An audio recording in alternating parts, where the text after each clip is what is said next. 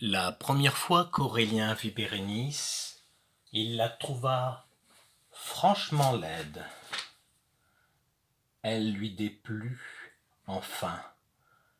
Il n'aima pas comment elle était habillée, une étoffe qu'il n'aurait pas choisie. Il avait des idées sur les étoffes. Une étoffe qu'il avait vue sur plusieurs femmes. Cela lui fit mal augurer de celle-ci qui portait un nom de princesse d'Orient, sans avoir l'air de se considérer dans l'obligation d'avoir du goût. Ses cheveux étaient ternes ce jour-là, mal tenus. Les cheveux coupés, ça demande des soins constants. Aurélien n'aurait pas pu dire si elle était blonde ou brune. Il l'avait mal regardée. Il lui en demeurait une impression vague, générale d'ennui et d'irritation. Il se demanda même pourquoi. C'était disproportionné. Plutôt petite, pâle, je crois. Qu'elle se fût appelée Jeanne ou Marie, il n'y aurait pas repensé après coup. Mais Bérénice, drôle de superstition, voilà bien ce qui l'irritait. Il y avait un vers de Racine que ça lui remettait dans la tête, un vers qu'il avait tenté pendant la guerre, dans les tranchées, et plus tard démobilisé. Un vers qu'il ne trouvait même pas un beau vers, ou enfin dont la beauté lui semblait douteuse, inexplicable, mais qu'il avait obsédé, qu'il obsédait encore. Je demeurai longtemps errant dans ses arrêts. En général, les vers, lui, mais celui-ci revenait et revenait. Pourquoi? C'est ce qui ne s'expliquait pas. Tout à fait indépendamment de l'histoire de Bérénice, l'autre, la vraie.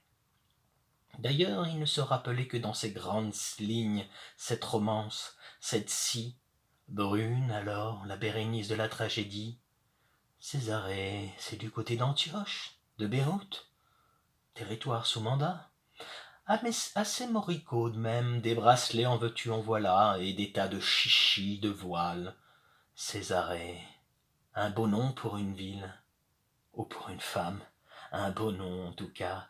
Césarée, je demeurai longtemps, je deviens gâteux.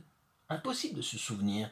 Comment s'appelait-il le type qui disait ça, une espèce de grand bougre ravagé, mélancolique, flemmard, avec des yeux de charbon, la malaria, qui avait attendu pour se déclarer que Bérénice fut sur le point de se mettre en ménage à Rome, avec un bel âtre potelé, ayant l'air d'un marchand de tissus qui fait l'article, à la manière dont il portait la toge.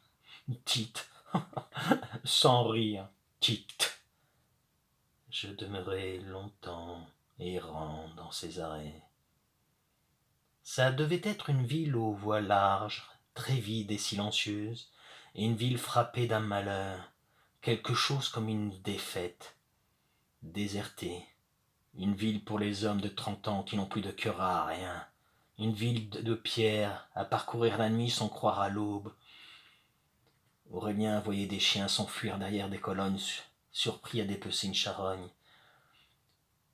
Des épées abandonnées, des armures, les restes d'un combat sans honneur.